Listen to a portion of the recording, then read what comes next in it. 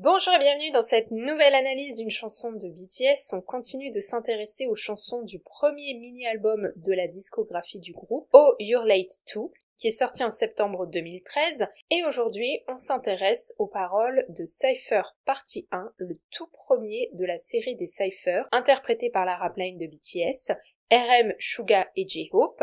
Ce morceau a été produit par Supreme Boy et a été coécrit par lui, accompagné donc des rappeurs du groupe. Le premier couplet de ce cypher est celui de RM. J'emmerde ta fierté du hip-hop, un idol rappeur coupe cette braise. Tu dis que mon essence est une idole merdique, tu me prends de haut, tu abandonnes tes bonnes manières et ris sans retenue de mon nom.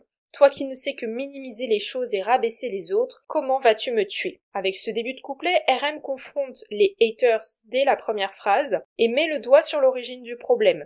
J'en ai déjà parlé dans différentes analyses, mais en Corée du Sud, il y a une distinction entre les rappeurs de la scène hip-hop qui se considèrent comme étant légitimes et les rappeurs des groupes de K-pop formés par une agence. Ainsi, RM est critiqué par son choix de faire partie d'un groupe de K-pop, comme on le voit avec la phrase « Tu dis que mon essence est une idole merdique, tu me prends de haut ». À noter que la phrase « Un idol rappeur coupe cette braise » est un jeu de mots avec le terme coréen bulsi, composé de deux éléments qui signifient la graine et le feu, donc que j'ai traduit ici par braise. Bulsi est utilisé comme métaphore en Corée du Sud pour une petite chose qui peut déclencher quelque chose de plus grand. La prononciation de la phrase bulsi dans les paroles originales, elle est similaire à l'anglais bullshit. C'est une façon de dire arrêtez avec ce bullshit. Bullshit signifiant connerie. RM rapporte également dans ce premier couplet une autre critique qui lui est adressée concernant son nom. Tu abandonnes tes bonnes manières et ris sans retenue de mon nom. En effet, à cette période, son nom de scène est Rap Monster, qui signifie littéralement monstre du rap,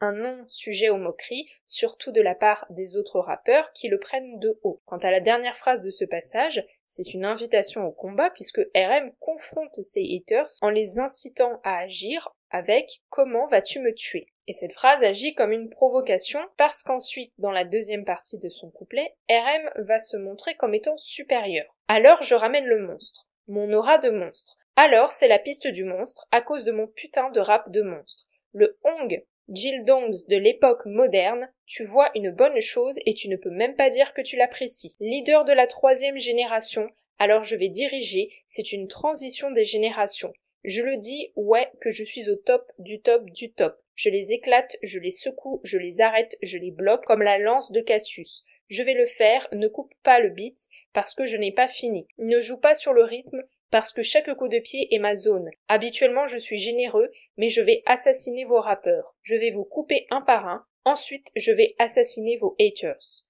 Maintenant regarde-moi et dis-moi, qui sont ton top 5?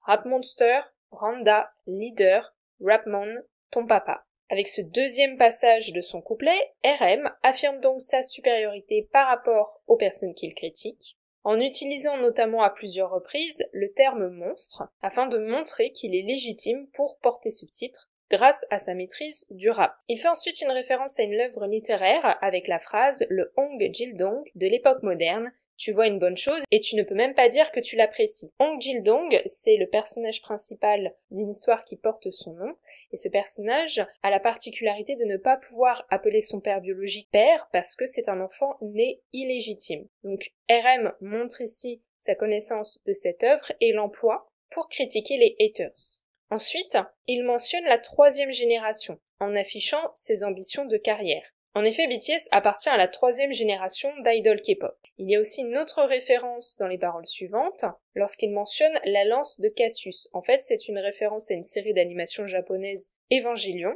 et la lance de Cassius est une arme qui peut être utilisée de plusieurs manières. Lorsqu'il dit « je les éclate, je les secoue, je les arrête et je les bloque comme la lance de Cassius », RM montre que par sa maîtrise du rap, il est capable de faire plusieurs choses face à ses haters. Tout comme cette lance peut être utilisée de différentes façons dans l'anime. Une autre chose à noter aussi dans la phrase « je vais vous couper un par un, ensuite je vais assassiner vos haters », en fait cette phrase elle clôture une série de 4 phrases qui, dans la langue coréenne, se terminent toutes par des termes anglais. C'est compliqué de faire rimer la traduction française, mais les termes anglais des paroles originales sont « down »,« zone »,« rappers » haters. Donc RM utilise ici ses connaissances de l'anglais pour construire ses phrases de façon à les faire rimer. Enfin, le couplet se termine sur une nouvelle affirmation de sa supériorité à travers la mention de ses différents noms qui occupent le tome 5. Rap Monster, Randa, Leader, Rapmon et Papa.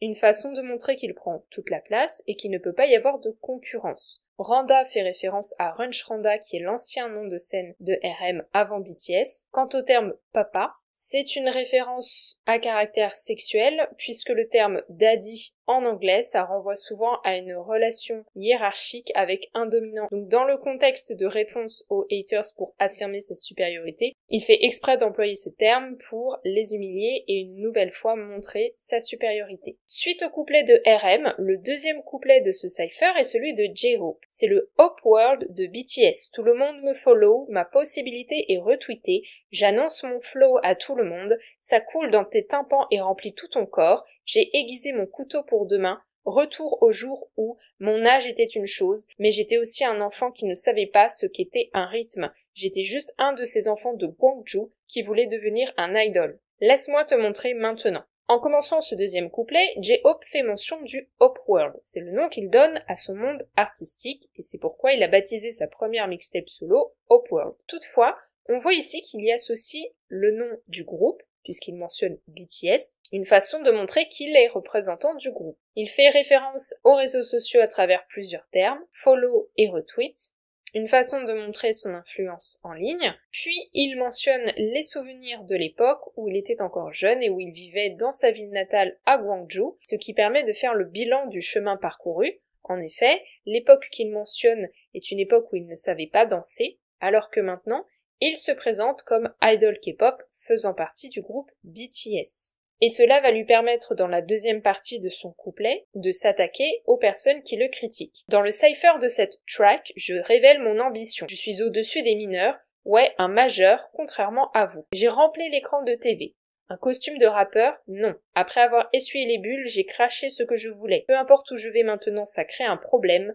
Si ton estomac te fait mal, va à l'hôpital, ça te prendrait 2 semaines pour guérir. Tous ceux qui ont espéré mon échec se tiennent la nuque. Dans ce jeu où la fierté du hip-hop déferle, J-Hope est un coup bas. Ici, il mentionne le mot cypher, le nom donné à une piste musicale où plusieurs rappeurs vont poser leur texte, ce qui fait référence au titre du morceau, et annonce son intention. Je révèle mon ambition. Employer le terme cypher, qui appartient au registre du hip-hop, lui permet de se positionner comme rappeur au même niveau que RM et Suga. En effet, la phrase « je révèle mon ambition » est en lien avec la phrase suivante où on a le terme « costume de rappeur » qui est visiblement une insulte qu'il a reçue. Il faut rappeler que J-Hope n'est pas à la base un rappeur, contrairement à RM et Suga. Lui, c'est un danseur qui, en arrivant chez Big Hit Entertainment, a appris à rapper au contact de RM et Suga, justement, quand il était trainee. Donc, dans ce cypher, et plus particulièrement dans son couplet, il cherche à montrer qu'il est légitime en tant que rappeur. Il termine son couplet en montrant qu'il est un adversaire de taille pour les autres rappeurs à travers 2 références. Si ton estomac te fait mal, va à l'hôpital, ça te prendrait 2 semaines pour guérir. L'expression en coréen « on a mal au ventre » est en effet un synonyme pour dire « on est jaloux ». Donc il met le doigt sur la jalousie des autres rappeurs, notamment parce que, comme il le dit, je remplis l'écran de télé. En effet, étant donné qu'il fait partie de BTS, il est beaucoup plus exposé que les rappeurs qui se sentent légitimes mais qui appartiennent à la scène underground, donc une scène artistique qui est beaucoup moins présente pour le grand public. Et avec la deuxième référence, avec la phrase « Tous ceux qui ont espéré mon échec se tiennent la nuque », c'est une référence à la culture coréenne où l'acte de se tenir la nuque est pour exprimer la colère ou la surprise face à quelque chose d'inattendu. C'est notamment quelque chose qui se voit souvent dans les dramas coréens. En effet, aucun de ces rappeurs qui critiquent BTS, ce qui les a poussés à faire ce cypher, n'avait vu venir le fait que J-Hope aussi pouvait se montrer comme un rappeur aux côtés de RM et Suga. C'est pourquoi il termine son couplet en disant « J-Hope est un coup bas » pour marquer le côté inattendu de sa présence.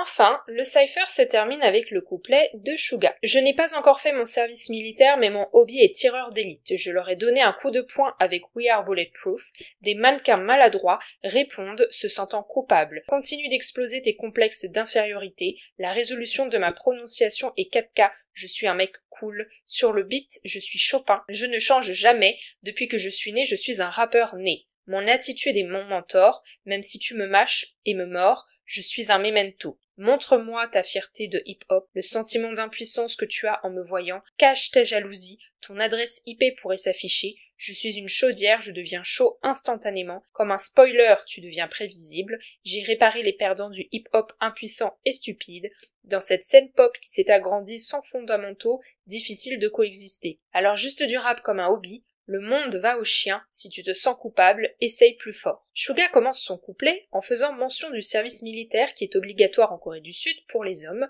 se présentant comme un sniper, que j'ai traduit ici par tireur d'élite, en comparant ainsi la puissance de son rap à celle d'une arme à feu. Il fait ensuite mention d'une chanson de BTS, We Are Bulletproof, qui fait partie du single début du groupe et qui sert de chanson promotionnelle avec No More Dream. We Are Bulletproof est l'occasion de montrer les ambitions de BTS, surtout au niveau de la scène hip-hop. Ainsi, la phrase « Je leur ai donné un coup de poing avec We Are Bulletproof » est justifiée puisqu'il mentionne le fait qu'il a montré aux autres rappeurs ses capacités en tant que rappeur, même si à ce moment-là, c'était dans une chanson d'un groupe de K-pop.